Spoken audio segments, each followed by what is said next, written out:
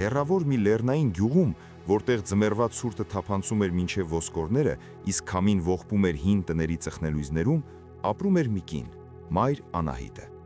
Նրա կյանքը նման էր մի հին մաշված գրքի, որի ամեն էջը լցված էր ցավով, բայց նաև անսահման սիրով։ Անահիտը վաղ էր այրիացել։ Երբ նրա ամուսինը Արամը զոհվեց շինարարության ժամանակ, Նարեկը դեռ 5 տարեկան էլ չկար։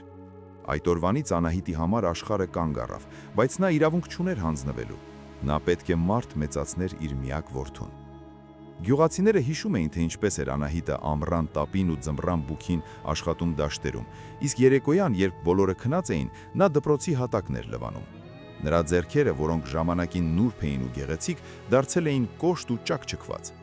Բայց ամեն անգամ, երբ նա վերադառնում էր տուն ու տեսնում էր քնած Նարեկին, նրա հոգնածությունը վերանում էր։ Նա հավատում էր, որ իր որդին կունենա այն կյանքը, որն ինքը չունեցավ։ Նարեկը նրա արևն էր, նրա հույսը, նրա աղոթքը։ Տարիներն անցան ու Նարեկը դարձավ գյուղի ամենափայլուն աշակերտը։ Երբ եկավ համալսարան ընդունվելու ժամանակը, Անահիտը կանգնեց ծանր ընտրության առաջ։ Փող չկար նույնիսկ ճանապարհածախսի համար։ Այդ ժամանակ նա հանեց իր միակ թանկարժեք իրը, մորից ժառանգած ոսկե մատանին, որը պահում էր որպես սուրբ մասունք։ Նա այն վաճառեց ու գումարը դրեց որդու գրպանը։ «Գնա բալաս, քաղաքում սովորիր, մարդ դարձիր, ես այստեղ լավ եմ, ինձ համար չմտածես», ասաց նա թաքցնելով արցունքները։ Նարեկը խոստացավ, որ կվերադառնա, որ մոր համար պալատներ կկառուցի, որ նա այլևս երբեք չի աշխատի։ Բայց քաղաքի մեծ ու փայլուն լույսերը հաճախ կուրացնում են մարդկանց հոգիները։ Քաղաքում Նարեկն արագ հարմարվեց։ Նա խելացի էր ու հավակնոտ։ Շուտով նա հայտնվեց մի շրջապատում, որտեղ ամեն ինչ չափվում էր փողով ու դիրքով։ Նա սկսեց ամաչել իր անցյալից։ Երբ նոր ընկերները հարցնում էին նրա ծնողների մասին, նա ստում էր, թե իբր նրանք մահացել են կամ արտասահմանում են։ Նա չէր կարողանում ընդունել, որ իր մայրը գյուղի հասարակ հավաքարար է։ Անահիտը զանգում էր նրան ամեն օր, բայց Նարեկը կամ չէր պատասխանում, կամ խոսում էր կարճ ու սառը։ «Մամ, զբաղված եմ, հետո կզանգեմ»։ Սա դարձել էր նրա հիմնական պատասխանը։ Տարիներ անց Նարեկը դարձավ խոշոր գործարար։ Նա ամուսնացավ Էլենի հետ, մի աղջկա, ով մեծացել էր շքեղության մեջ ու չգիտեր, թե ինչ է նշանակում հացի փող վաստակել։ Նարեկը նույնիսկ նրան չէր պատմել մոր մասին։ Հարսանիքի օրը Անահիտը գյուղում նստած սպասում էր մի զանգի կամ հրավերի։ Նա գիտեր, որ որդին ամուսնանում է, գյուղի լուրերը հասել էին նրան։ Նա իր ձեռքով մի գեղեցիկ սփռոց էր գործել հարսանիքի համար, բայց այդպես էլ չկարողացավ այն նվիրել։ Նա լուռ լաց եղավ իր մութ սենյակում, մխիթարելով իրեն, որ որդին երևի պարզապես չի ուզում իրեն հոգնեցնել ճանապարհներով։ Մի օր Անահիտի առողջությունը կտրուկ վատացավ, սիրտը դավաճանում էր նրան։ Նա զգում էր, որ օրերը հաշված են։ «Ես պետք է տեսնեմ նրան, պետք է գրկեմ իմ Նարեկին», մտածեց նա։ Հավաքեց իր ունեցած-չունեցածը, թխեց որդու սիրած գաթան, գնեց մի քիչ մեղր ու ճանապարհ ընկավ դեպի քաղաք։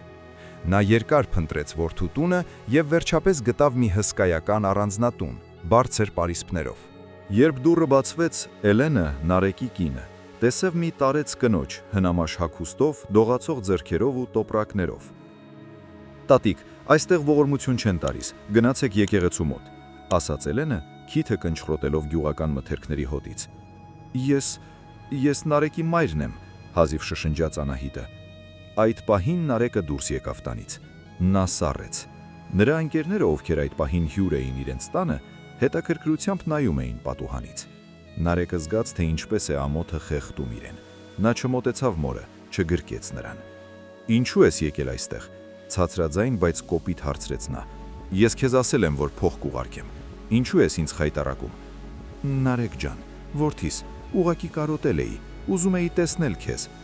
Անահիտի ձայնը դողում էր, իսկ աչքերից գլորվեցին առաջին դառնության արցունքները։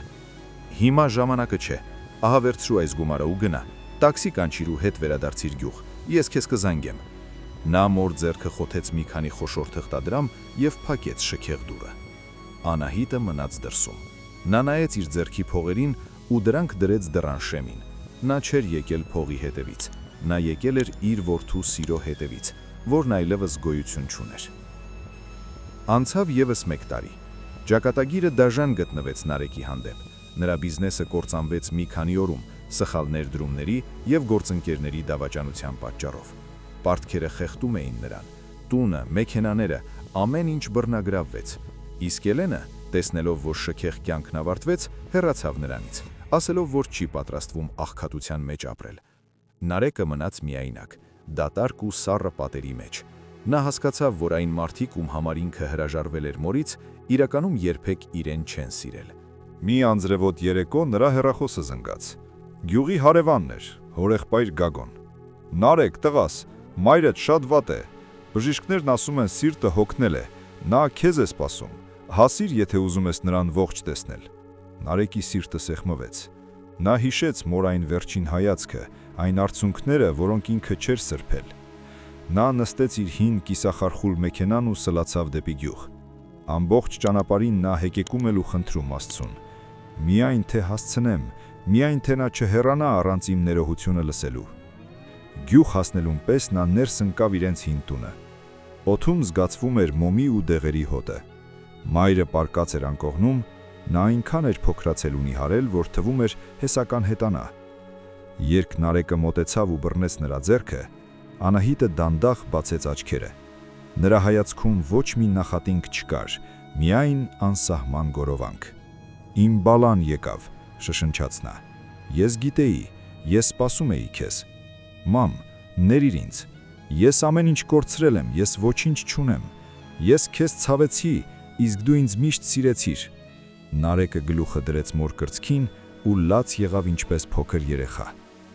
Դու ոչինչ չես կորցրել, Նարեկ։ Քանի դեռ մարդն ունի հոգի, նա աղքատ չէ։ Մահճակալի տակ մի հին տուփ կա, վերցրու այն քոնն է։ Անահիտը վերջին անգամ շնչեց ու նրա աչքերը հավերժ փակվեցին։ Նարեկի ճիչը թնդաց ողջ գյուղում, բայց մայրն արդեն չկար։ Նա դողդոջուն ձեռքերով հանեց տուփը։ Այնտեղ նա գտավ այն բոլոր գումարները, որոնք տարիներ շարունակ ուղարկել էր մորը։ Անահիտը ոչ մի կոպեկ չէր ծախսել իր վրա, բայց ամենացնցողը դա չէր։ Տուփի հատակին մի նամակ կար եւ բժշկական փաստաթղթեր։ Նարեկը կարդաց ու քարացավ։ Պարզվեց, որ դեռ 5 տարի առաջ Անահիտի մոտ հայտնաբերվել էր սրտի ծանր հիվանդություն։ Նրան վիրահատություն էր պետք, որը կարող էր փրկել նրա կյանքը։ Բայց Անահիտը հրաժարվել էր վիրահատությունից, այդ գումարը խնայելով որդու համար։ Նամակում գրված էր. Որդիս, ես գիտեմ, որ քաղաքում կյանքը դժվար է։ Եթե մի օր դու խնդիրներ ունենաս, այս փողերը քեզ կօգնեն։ Իմ կյանքը կարևոր չէ։ Կարևորը դու ողջ ու առողջ լինես։ Ես քեզ միշտ ներել եմ, դու էլ քեզ ներիր։ Նարեկը հասկացավ, որ մայրը զոհաբերել էր իր կյանքը, որպեսզի ինքը մի օր ունենա այդ գումարը։ Նա նայեց իր ձեռքերին ու զգաց այն մատանու բացակայությունը, որը մայրը վաճառել էր իր համար։ Նա զգաց այն բոլոր հացերի բույրը, որոնք մայրը թխել էր իր համար, բայց ինքը չէր գնահատել։ Այդ օրվանից Նարեկի կյանքը փոխվեց։ Նա չվերադարձավ քաղաք։ Նա մնաց գյուղում, վերանորոգեց իրենց հին տունը եւ այն դարձրեց մի վայր, որտեղ գյուղի բոլոր միայնակ մայրերը կարող էին գալ ու սնունդ կամ օգնություն ստանալ։ Նա իր ողջ կյանքը նվիրեց ուրիշներին օգնելուն, փորձելով քավել իր մեղքը։ Ամեն տարի Անահիտի մահվան օրը Նարեկը գնում է գերեզմանատուն։ Նա նստում է մոր Շիրիմի մոտ, գլուխը հենում է սառը քարին ու պատմում նրան իր օրվա մասին։ Նա գիտի, որ մայրը լսում է իրեն։ Նա գիտի, որ մոր սերը միակ բանն է, որը չի մեռնում նույնիսկ մահից հետո։ Այս պատմությունը մեզ համար է։ Մենք հաճախ վազում ենք փառքի, փողի ու կեղծ արժեքների հետևից, մոռանալով նրանց, ովքեր մեզ կյանք են տվել։ Մենք կարծում ենք, թե ժամանակ դեռ շատ կա, որ մի օր կզանգենք, մի օր կայցելենք, բայց ժամանակը դաժան է։ Մի օր դուք կցանկանաք տալ ձեր ողջ ունեցվածքը, մոր ձայնը ընդամենը 1 վայրկյան լսելու համար, բայց ձեր դիմաց կլինի միայն լռությունը։ Մի ուշացեք սիրել, մի ուշացեք ներողություն խնդրել, որովհետև մոր արցունքները